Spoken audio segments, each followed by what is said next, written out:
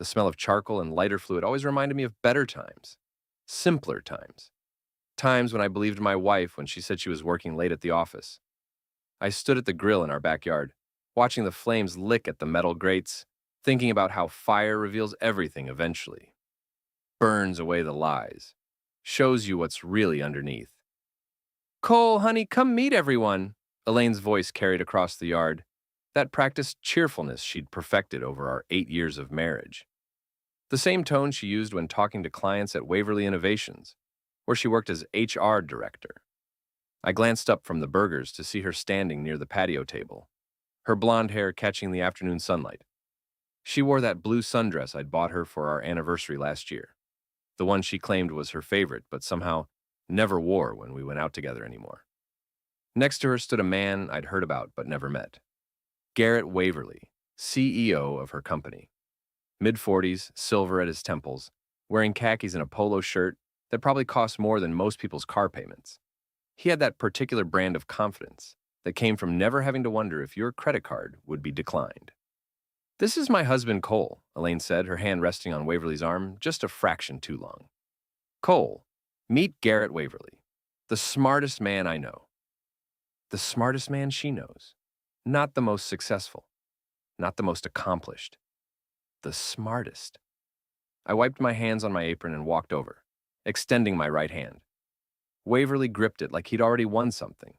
His handshake was firm, deliberate, the kind of grip that said he was used to being the most important person in any room. Cole, he said, his voice carrying that smooth authority of someone accustomed to being listened to.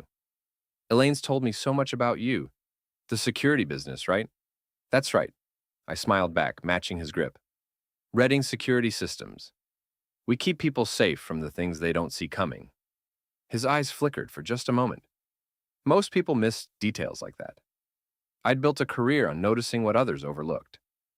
Well, Waverly said, releasing my hand, I'm sure you're very good at what you do. The best, I replied, still smiling. I never miss anything important. Elaine laughed, that nervous little giggle she did when she was uncomfortable. Cole's being modest. He's helped half the businesses in town upgrade their security systems. Impressive, Waverly said, but his attention had already shifted back to my wife. Elaine, you mentioned you had that Hendricks report ready for Monday's board meeting? Of course, she said, lighting up like he'd just complimented her dress. I stayed late Thursday to finish the analysis. Every detail accounted for. Thursday night. The night she'd come home at 11:30, claiming she'd grabbed dinner at that new Italian place downtown. The same night my PI had photographed her and Waverly leaving the Marriott on 5th Street. Dedicated, Waverly said, his eyes lingering on her face. That's what I appreciate most about your wife, Cole, her attention to detail. I nodded, turning the spatula over in my hands. She's always been thorough. Takes her time to get things exactly right. The irony wasn't lost on me. 3 months of surveillance photos, hotel receipts, and phone records sat in a manila envelope, waiting for the right moment. Elaine had indeed been thorough. Unfortunately for her, so had I. More guests began arriving. Rick Morales, my old friend from high school, showed up with a 6-pack of beer and that permanent 5 o'clock shadow he'd worn since we were 20. Jonas Kim, who worked for me installing security systems, came through the back gate carrying a bag of ice and wearing his usual grin. Mrs. Donnelly from next door appeared at the fence line, ostensibly to borrow sugar but really to gather intelligence for the neighborhood gossip network. Megan Crawford, Elaine's best friend and fellow wine enthusiast, swept in wearing designer sunglasses and carrying what looked like expensive potato salad. Garrett, Megan practically squealed, rushing over to kiss both his cheeks like they were at some Manhattan cocktail party instead of a suburban barbecue. So wonderful to see you outside the office. Tara Walsh arrived next, another colleague from Waverly Innovations. Younger than Elaine, ambitious in that hungry way that made her laugh too loud at everything Waverly said. She positioned herself strategically near our little group, close enough to be included, but not so close as to seem presumptuous. I watched them all orbit around Waverly like planets around the sun. The way Elaine's face flushed when he complimented the yard. How Megan hung on his every word about the company's expansion plans. The careful way Tara positioned herself in his line of sight. Cole makes the best burgers in the neighborhood, Elaine announced, her voice carrying that forced brightness again. He's got this secret seasoning blend. No secrets, I said, flipping a patty. Just attention to timing. Most people rush things. Don't let them cook long enough to develop real flavor. Patience is a virtue, Waverly agreed, though sometimes opportunities require quick action. True, I said, but the smart play is usually the patient one. Let other people make mistakes while you gather information. Elaine's phone buzzed. She glanced at it, and I caught that micro expression she thought I didn't notice. The slight widening of her eyes, the quick intake of breath. The same look she'd been getting for months whenever her phone lit up. "Everything okay, honey?" I asked. "Fine," she said quickly, sliding the phone into her purse. "Just work stuff." On Saturday, Mrs. Donnelly piped up from her strategic position near the patio table. "Goodness, they work you hard at that company." "Success requires sacrifice," Waverly said smoothly. "But we take care of our people. Elaine's one of our most valuable assets." Assets. Interesting choice of words. I'd been thinking about assets a lot lately. Specifically, how they could be transferred, frozen, or redistributed, based on certain contractual clauses. Amazing what you could accomplish with the right paperwork, filed at the right time. "Speaking of taking care of people," I said, "where's your wife today, Garrett?" "Nora, right?" Something shifted in his expression. Just for a moment, but I caught it. She had some errands to run. Said she might stop by later. Elaine's phone buzzed again. This time she ignored it, but I could see her fighting the urge to check. The same phone I'd helpfully offered to charge for her this morning while she was in the shower. The same phone that was now sharing all its secrets with the monitoring software I'd installed. "Technology," I said conversationally. "Amazing what these devices can do now. Track everywhere you go, record every conversation, store every message. Like having a private investigator in your pocket." "That's a little paranoid, don't you think?" Tara laughed. "Paranoid?" I shook my head. "I call it realistic. In my business, you learn that people aren't always who they pretend to be. The trick is having proof when you need it." Rick caught my eye from across the yard and nodded almost imperceptibly. He'd positioned himself near the back gate, casual but alert. Jonas was by the side fence chatting with Mrs. Donnelly but keeping watch. Both of them knew what was coming. "Proof of what?" Megan asked, her voice slightly sharper than before. "Whatever needs proving," I said simply. "Fraud, theft, infidelity. People think they're clever, but they always leave traces. Hotel key cards, credit card receipts, phone records, digital breadcrumbs leading right back to the truth." Elaine had gone very still. Waverly was studying me with new interest, like he was seeing me clearly for the first time. "You sound like you speak from experience," he said. 12 years in the security business," I replied. "You see patterns. People think they're unique, but betrayal follows predictable patterns. Same lies, same excuses, same arrogance." "Arrogance?" Waverly's voice had cooled slightly. "The belief that you're smarter than everyone else, that you can manipulate people without consequences." I met his eyes directly. "That you can take what belongs to someone else and never pay the price." The conversation had taken on an edge that made the other guests uncomfortable. Tara was looking between Waverly and me like she was watching a tennis match.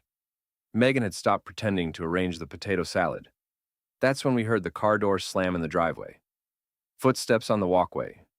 Determined, purposeful steps that didn't belong to someone coming to a casual barbecue.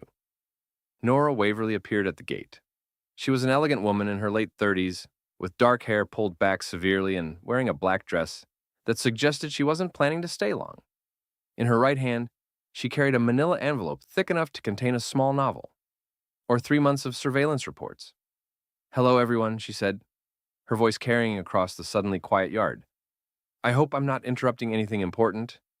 Garrett's face had drained of color. "Nora, I thought you were running errands," she finished. "I was. Very productive afternoon, actually." She walked directly to the patio table, set down her purse, and opened the manila envelope. The first photograph she pulled out was an 8x10 glossy that she placed face up on the table where everyone could see it. Garrett Waverly and my wife, entering the Marriott Hotel on 5th Street. The timestamp in the corner read, Thursday, 6:47 p.m. The second photo showed them in the hotel bar, sitting close together in a corner booth, Elaine's hand on his arm. their heads bent together in intimate conversation. The third photo was them entering the elevator together. Elaine's face was turned up toward his, her expression unmistakable. 3 months, Nora said conversationally, pulling out more photos. 18 different hotels, always on Thursday evenings, always on the corporate credit card. The yard had gone completely silent except for the hiss of grease dripping onto the charcoal. Mrs. Donnelly's mouth hung open. Tara had taken several steps backward. Megan looked like she was going to be sick. Nora, Garrett started, but she held up her hand. I'm not finished. She pulled out a stack of printed text messages. These are from Elaine's phone. Would you like me to read some of the more interesting ones aloud? Elaine found her voice. This is fake. Someone's setting us up. Cole, you have to believe me. Actually, Nora interrupted, these came directly from the phone company. Subpoenaed records. Completely legal and thoroughly authenticated. She pulled out another document. This is a statement from your assistant, Garrett. Very cooperative once she was offered immunity from the ethics investigation. She provided access to your calendar, your expense reports, and your private email account.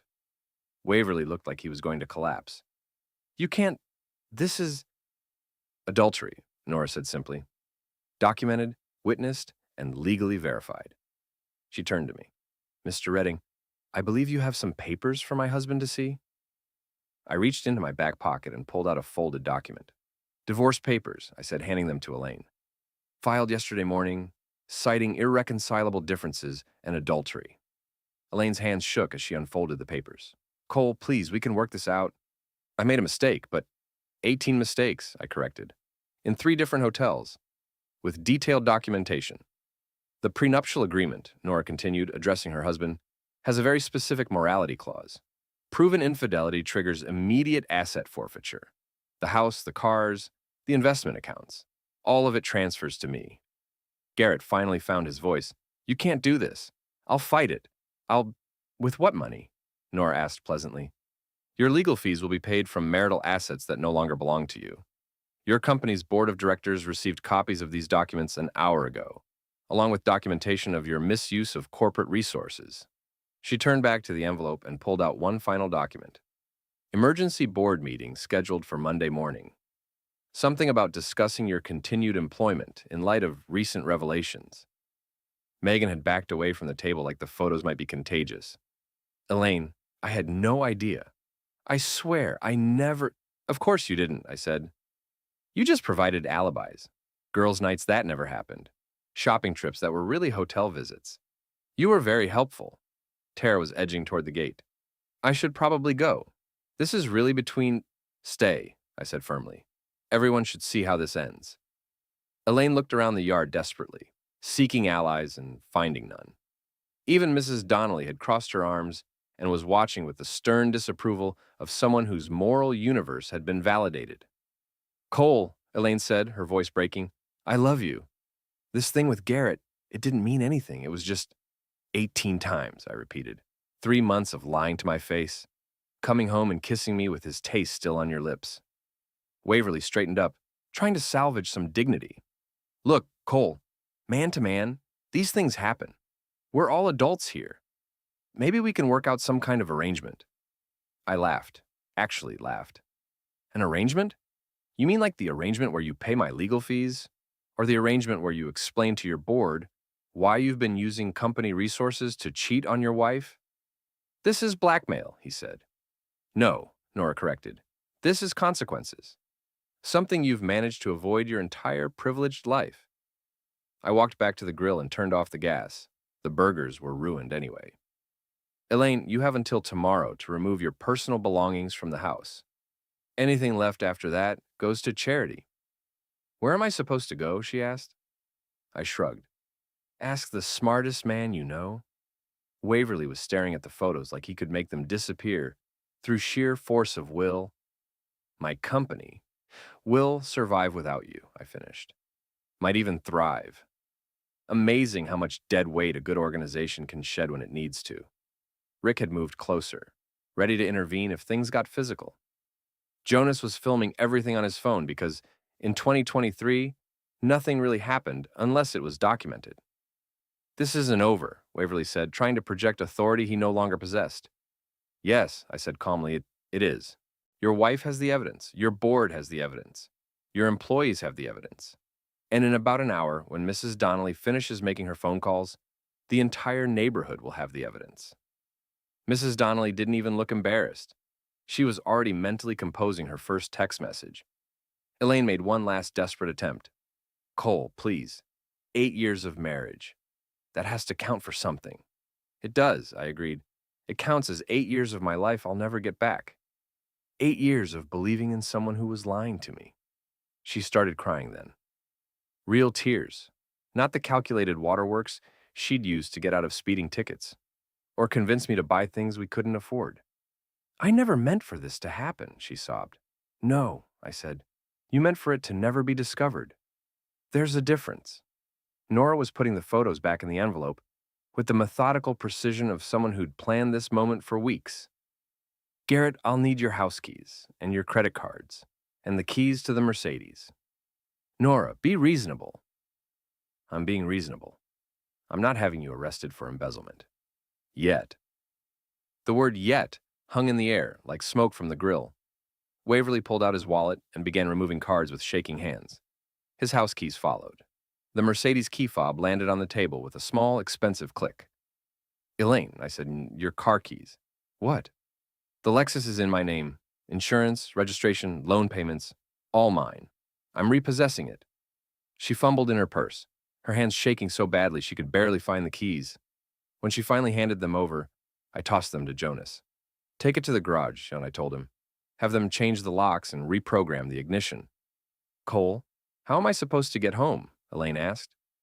I looked at Waverly, who was staring at his feet. Ask your boss. He's got excellent problem-solving skills, remember? The party was officially over. Tara had already slipped out the back gate.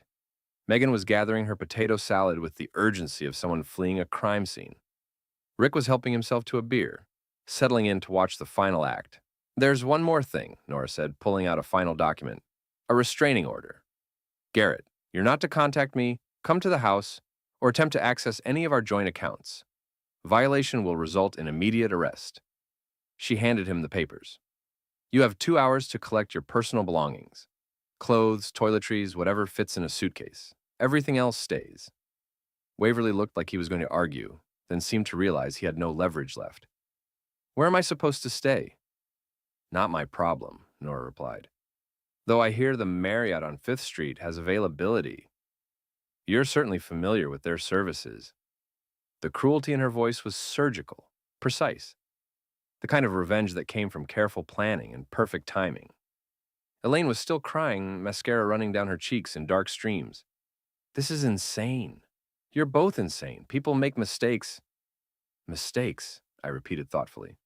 Like forgetting to pay a bill or taking the wrong exit on the highway. Not like planning secret rendezvous for 3 months while lying to your husband's face. I walked over to where she stood and looked her in the eyes. Up close, I could see the panic, the desperate calculation as she tried to find an angle, a way to manipulate the situation back in her favor. You called him the smartest man you know, I said quietly, right here in our backyard, in front of our friends and neighbors. You looked me in the eye and told everyone that your lover was smarter than your husband. Her mouth opened, but no words came out. Turns out, I continued, the smartest man at the barbecue was the one holding the tongs. The house felt different after everyone left. Quieter, but not in a peaceful way. More like the silence after a storm, when you're assessing the damage and planning repairs. I sat at the kitchen table, looking through the duplicate set of documents Nora had left me.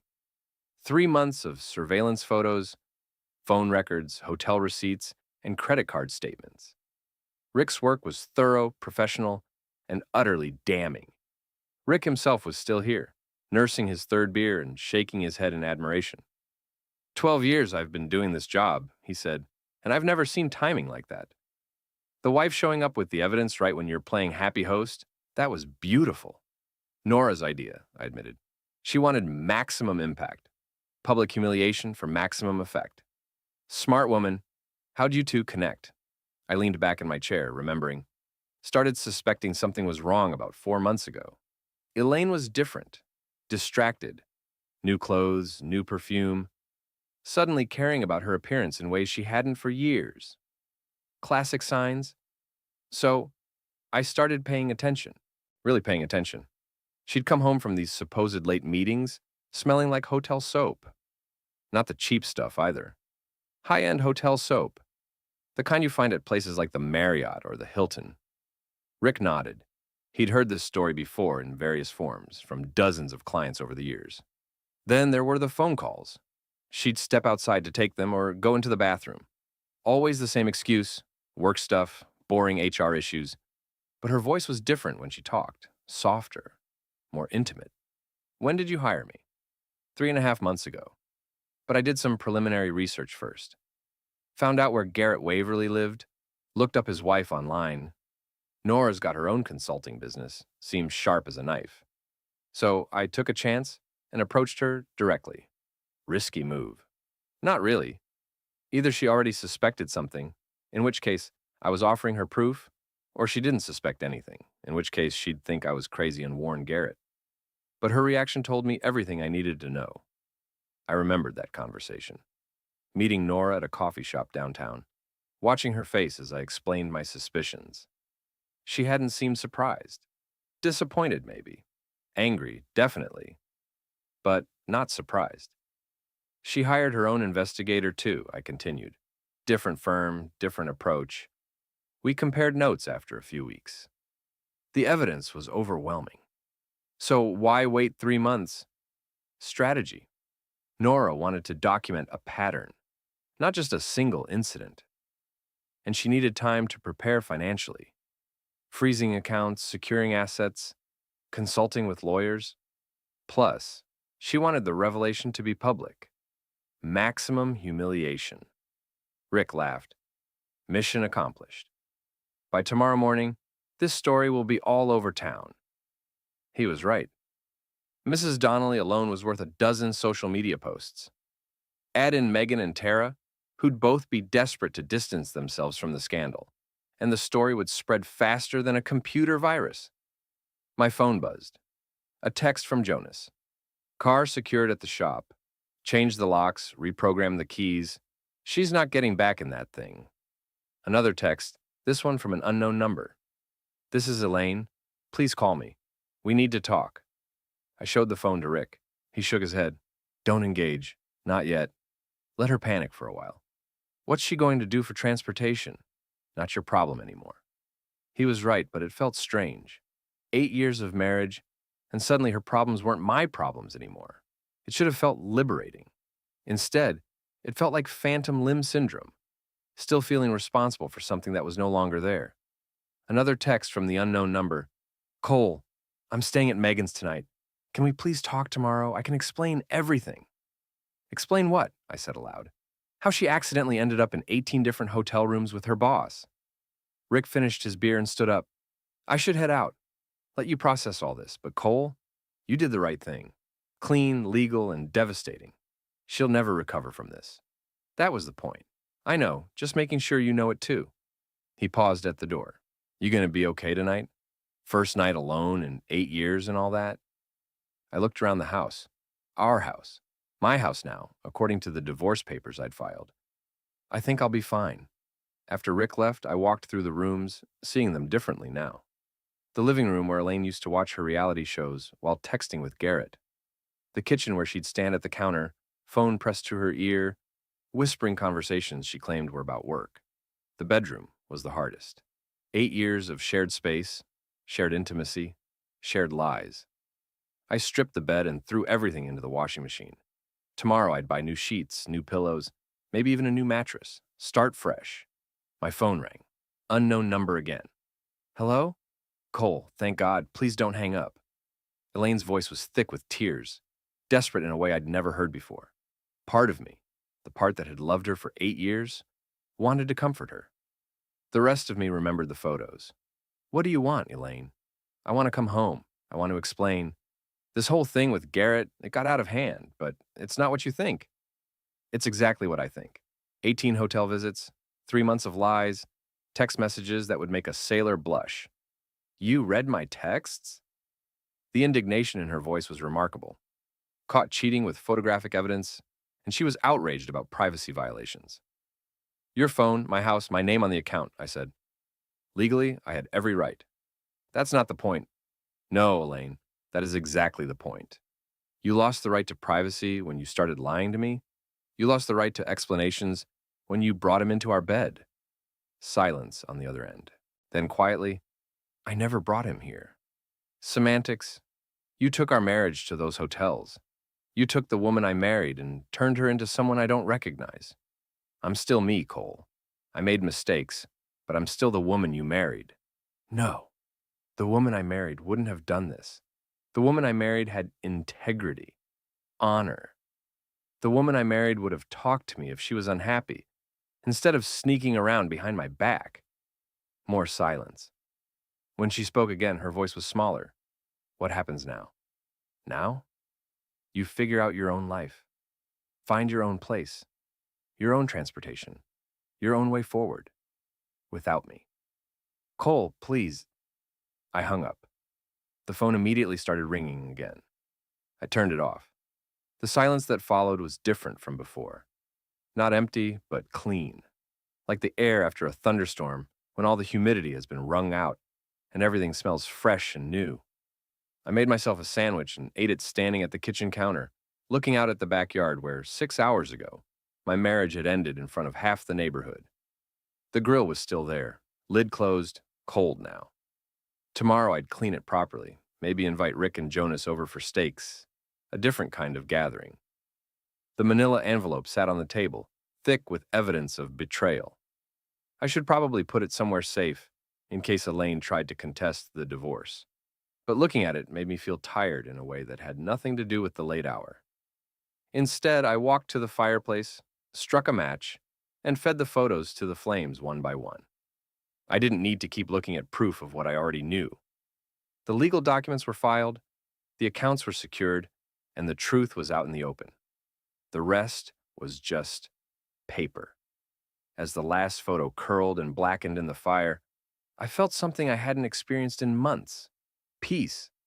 Not happiness exactly, but the absence of the constant low-level anxiety that had been my companion since I'd started suspecting the truth. Tomorrow would bring new challenges. Elaine would probably try to contest the divorce, or demand alimony, or claim she deserved half the business I'd built before we met. Garrett would likely attempt some kind of retaliation, maybe try to damage my reputation or interfere with my clients. Let them try. I'd spent 3 months preparing for this moment, documenting everything, securing assets, building an unassailable legal position. Rick had taught me that the key to any successful investigation was patience and preparation. Most people, he told me once, act on emotion. They get angry, they get sloppy, they make mistakes. The smart ones wait. They gather evidence, they plan their moves. They strike when the target is most vulnerable. Today, Elaine and Garrett had been completely vulnerable, surrounded by witnesses, caught off guard, with no time to prepare defenses or craft explanations. The public nature of their humiliation would make it impossible for them to control the narrative or minimize the damage. By Monday morning, everyone who mattered would know the truth. Garrett's board of directors, Elaine's colleagues, our friends and neighbors. The story would spread through social media, office gossip, and neighborhood conversations until it became part of the local folklore. The woman who cheated on her husband with her boss. The CEO who threw away his marriage and career for an affair with an employee. The barbecue where it all came crashing down. I smiled, thinking about that moment when Nora had walked into the backyard with her manila envelope. The look on Garrett's face when he realized what was happening. The way Elaine's carefully constructed facade had crumbled in real time. The smartest man she knows, I said aloud, testing the words. They tasted bitter, but also satisfying. Like medicine that burned going down, but cured the disease. My phone buzzed with a text notification. I'd forgotten to turn it back off. The message was from Nora. Thank you for today. Justice served cold, just the way I like it. Let me know if you need anything. I typed back, thank you for the partnership. Couldn't have done it without you. Her response came immediately. Oh, we're not done yet. Monday should be very interesting. I was about to ask what she meant when another text arrived. Garrett's emergency board meeting is at 9 a.m. I'll be there as a concerned spouse, providing additional documentation of his misuse of company resources. Thought you might want to know. The final nail in the coffin. Garrett wouldn't just lose his wife and his house, he'd lose his job, his reputation, and his future earning potential. The morality clause in his employment contract was probably just as unforgiving as the one in his prenup. Thorough, I texted back. I learned from the best. Your wife picked the wrong husband to underestimate. Ex-wife, I almost corrected, but decided it wasn't worth the clarification. By Monday afternoon, the divorce would be common knowledge anyway. I turned off the phone and headed upstairs to bed. Tomorrow would be the first day of whatever came next. For the first time in months, I was looking forward to finding out what that might be. I woke up at 6 a.m., earlier than usual, but feeling more rested than I had in months. The house was quiet in a way it hadn't been for years. No hairdryer running in the bathroom, no morning news playing downstairs, no hurried conversations about schedules and meetings. Just silence, and the possibility of a new routine. I made coffee and checked my phone. 17 missed calls from Elaine, 12 text messages, and 3 voicemails. I deleted them all without reading or listening. Whatever she had to say, I'd heard enough. There was also a message from Jonas, sent at 11 p.m. the night before. Boss, you might want to check the local Facebook groups. This story is everywhere. I opened Facebook and searched for our neighborhood group. The first post I saw was from Mrs. Donnelly, posted at 10:47 p.m. Well, folks, today's barbecue at the Reddings house certainly was eventful. Without going into too much detail, let's just say that some people in our community have been living double lives. Prayers for all involved, but especially for Cole, who handled himself with remarkable dignity under difficult circumstances. The post had 63 comments and 47 shares. I scrolled through the responses, watching our private drama become public entertainment. I knew something was off about that woman. Always too friendly with the male neighbors. Cole's such a nice guy. He deserves better. What happened? Can someone PM me the details? My cousin works at Waverly Innovations. Says there's an emergency board meeting this morning. Drama. I love it when cheaters get caught. I close the app. Let them talk. Bye.